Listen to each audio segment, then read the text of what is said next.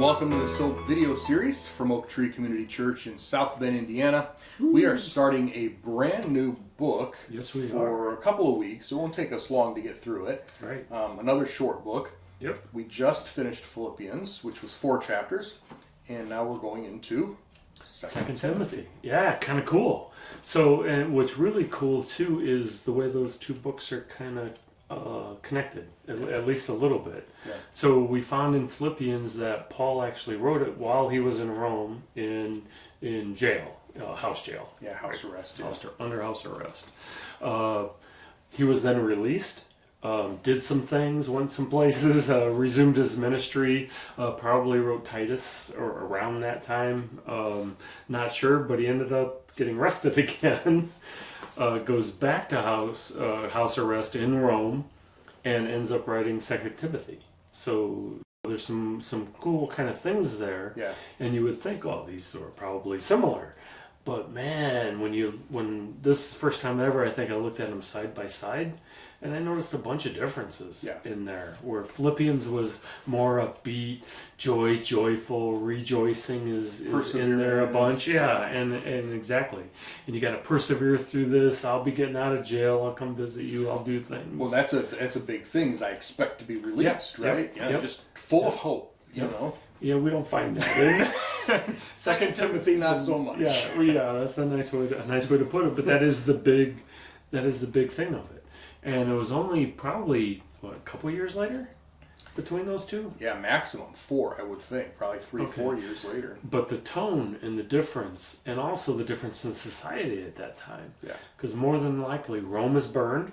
Nero, which was 64 AD, and the Christian persecution, if it hadn't started before that, was certainly in full scale. Yeah, he started his persecution. Emperor Nero started his persecution. Basically, ran from 64 to 68 when Nero died. Okay. So Paul wrote Philippians maybe 60, maybe even as early as 61. He was released in 62. So it could have been that late, sort of, back and forth. He was there for only 2 years, from 60 to 62. Okay. So, and he died maybe by 66. So the latest 2 Timothy is going to be is 66 probably. So that's actually right in the middle of Nero's persecution, from 64 to 68. I mean, it's got to be like, things are way high. Right. Probably last letter that we would have. Absolutely. Last thing that we have that maybe Paul not the wrote. last one he wrote, but last one that we have that he wrote. Yeah. So. And whereas in Philippians he's really thinking that he's going to get out soon. Yeah. Because here's why. And we didn't do videos for Philippians, but the reason that he was there under house arrest and not in prison, I think he was actually in prison during 2 Timothy here. The reason that he was under house arrest is because he was waiting for his day in court. He had appealed to Caesar. He was waiting to go to Caesar. He was under arrest, but he was also a Roman citizen, so they had to take care of him. Right. And they couldn't go to court until his accusers came from Jerusalem. And his accusers knew that they would hold him for up to 2 years if they didn't show up. They just got him out of the way. They burnt 2 years of his time just to keep him off the street, basically. Wow. And so at the end of 2 years, your accusers never showed up. We have to let you go. Yeah. That's due process. That is due process. That is right to a quick trial, right? Speedy trial, and face your accusers. And all. But that's really why. That's why he knew, or could expect that he was going to get out. So he never expected them to show up. He knew he was going to get out. It would have been a surprise to him, I think, had they showed up. This one, he was arrested by Rome. He was in prison, not just under house arrest, and he fully expected that he was going to die. He was going to be executed as a traitor to the emperor, the traitor to the empire, because he was preaching Jesus. Right, and the persecution, like you said, and the persecution of all Jews and especially Christians, but the persecution against Jews was ramping up too, because it was only about 4 years later that Rome came in and destroyed Jerusalem and the temple in 70. Right. So it was all headed in that direction. Right. So, yeah, when you say there's similarities and differences, I mean, even the whole history of why these two things happened really sets it up. Right. So we see in this letter, and you can tell even in the first chapter, even in the first verse, things are different. Right. Timothy is referred to as child. Yeah. You know, my child. Yep. So it's not a biological child, but this is somebody that has had a relationship, a father-son type relationship. But there were also co-workers. Yeah. And there were also, you know, there was a mentor relationship there. And you can kind of, or at least maybe I read too much into it, but I read into it, you can hear Paul, you know, wanting the best for Timothy and urging him on, but yet there's this finality in there that he's handing off. It's going to be done. Basically, right? What he's doing here is this is almost like his spiritual last will, his testament, right? His farewell letter, yeah. And he's handing it off. And what we have in Timothy, we see this in 1 Timothy a little bit, but it really comes through in 2 Timothy. He was a timid guy. Paul or Timothy? Timothy, yeah, Timothy. I mean, he wasn't young anymore. In 1 Timothy, you know, don't let anyone despise your youth. Well, he's been at it for a while now. Yeah. In 1 Timothy, we hear, you know, take a little bit of wine for your stomach's sake. You know, settle down a little bit. You know, here in 2 Timothy, I get this feeling that he's ready to give up. Paul's going to die. The persecution is happening. This is just a mess. False doctrine false teaching has come into the church here, and it's just a disaster. And he's ready to throw in the towel. I think Timothy's ready to walk away. And so you have Paul in prison, getting ready to die, trying to hand off the ministry to his protege here, who's looks like he's going to walk. Right. And so there's a ton of encouragement. Come on, Timothy, don't quit on me now. Yeah. So we see in verse 1 he calls Timothy his child. Verse 3, it certainly sounds like his last letter. You know, remember your tears. I have served with a clear conscience. You know, things kind of in the past tense where he's not picking it back up again. Mm-hmm. Remember your sincere faith. Kind of interesting too, he brings in the mother and grandmother. So Paul knew Timothy's mom and grandmother too. So as part of, you know, knowing a family, man, that's tough in there. I love chapter 1 verse 7. For God did not give us a spirit of fear, but of power and love and self-control. And I think that really, and a lot of people quote that. They love that verse. It's one of it's one of those inspirational poster verses, you know, type thing. Show on Facebook a lot. Right. But you know what's interesting is the word for fear there is not the normal word. The normal word for fear is where we get our word phobia. It's phobos. That's not to be afraid. To be afraid, yeah. You know, don't be afraid. Yeah. That's the verb form of phobia. This word completely different, and it's not just fear. It's actually cowardice. Okay, which kind of plays into what you were talking about. It fits into the whole. God did not give us this cowardly spirit where we're supposed to shrink away from what's going on in the world. He's given us a spirit of power, ability to do something. He's given us a spirit of love. It's how we're supposed to do it. And he's given us a spirit of conviction or a healthy mind or you know, a sound mind. Some translations say self-control, sound mind. So we've got the ability and the motive and the volition, the want to do something, not just shy away in cowardice. Nice. So, but this is the same Paul.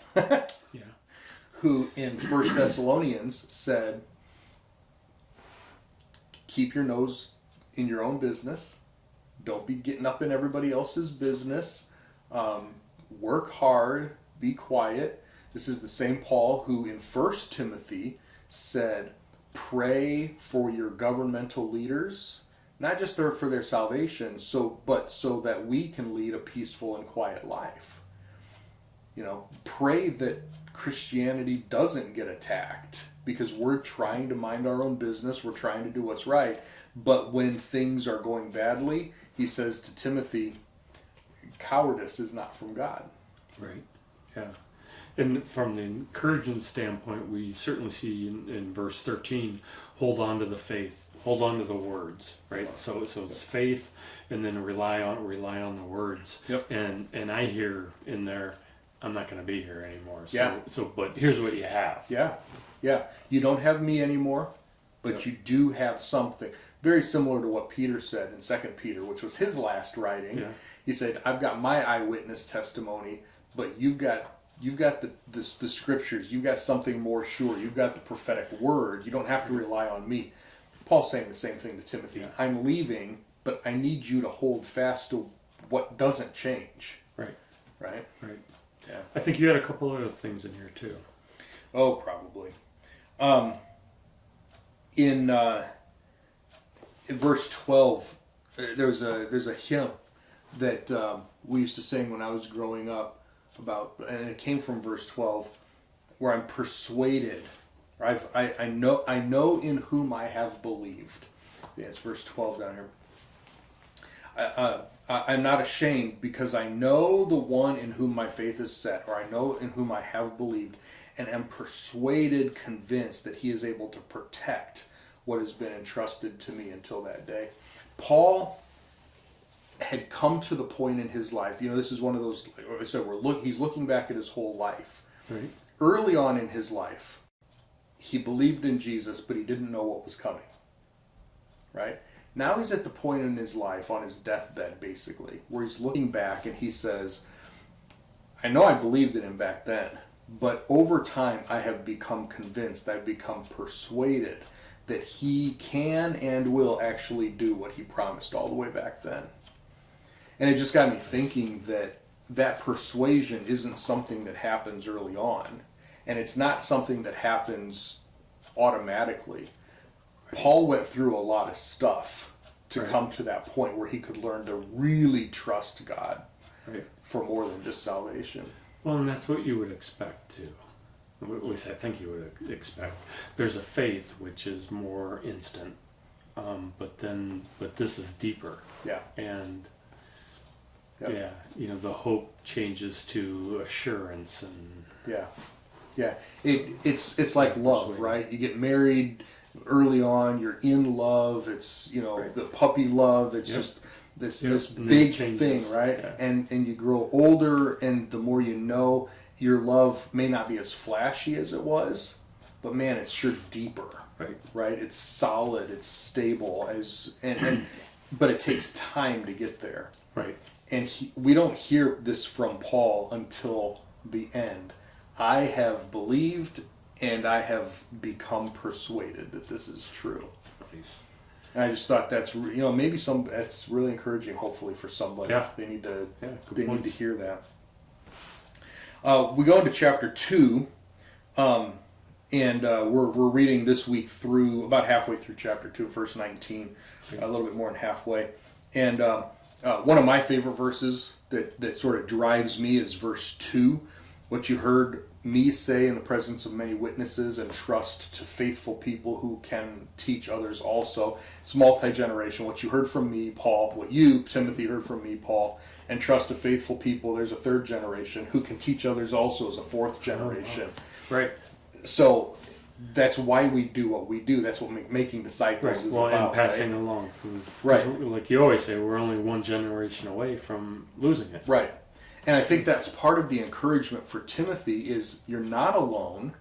You do have other people, and your job isn't to do all the work. Your job isn't to hold this thing together. I'm persuaded Jesus does that. Yeah. Your job is simply to get it to the next generation. Right. And then let them get it to the next generation. Right. Jack Wurtson, who was the founder of Word of Life, said it is every Christian's job to reach their generation for Christ. Right. For that reason. That's it. Yep. Their generation. Yep. So Paul uses a couple analogies in here. He uses one for a soldier, and his point isn't from the fighting, although it might be in there some, but it's more from the distraction.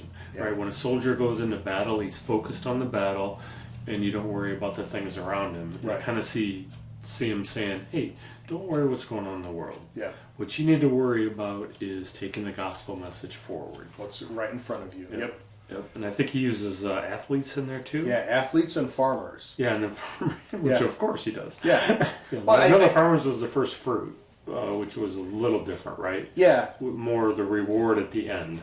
Yeah. Well, yeah. The farm. Doesn't the farmer get to taste from his own crop, type thing, and the athlete, of course, was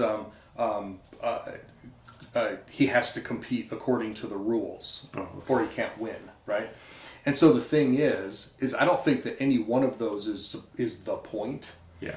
I think it's one of those where, and I do this sometimes. Let me try it another way. Okay, what about this? You just throw out one illustration after another, trying to get your point across, hoping that one sticks. I think that's what he was doing here. He's like, Timothy, I'm trying to get you to understand. Yeah, well, but I think that's the point, right? And he's trying to, so he's using a couple different analogies. Maybe he'll like this one. Maybe, exactly. Maybe he can use this one. Yeah, maybe this one will finally click, Yeah. I did see in chapter 2 and verses 11 through 13, there's a cool saying in there that, I don't know if I ever didn't read it before or it didn't hit me before, but it says, if we died with him, so talking about Christ, if we died with Christ, we will also live with him. Mm-hmm. If we endure, we will also reign with him.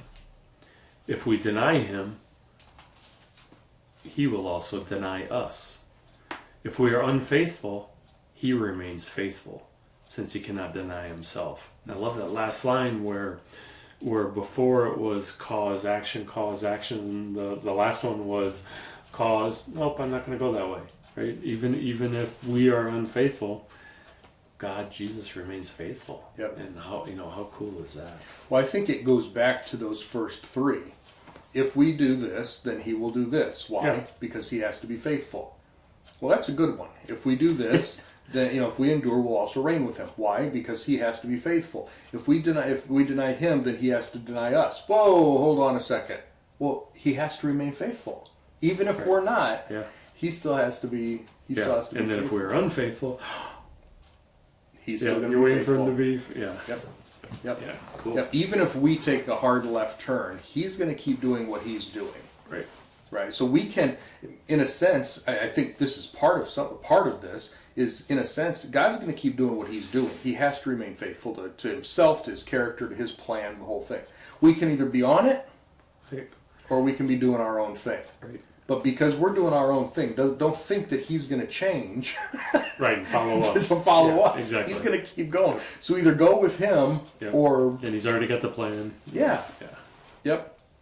The last paragraph for this week is verses 14 through 19.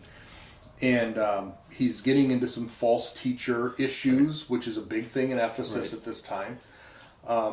And verse 15 is a verse that I grew up memorizing, and it's actually the theme verse for anybody who was part of Awana or know about the Awana clubs. This is the key verse for Awana. Be diligent or study, depending on your translation, or make every effort. That's the right one. That's the right one.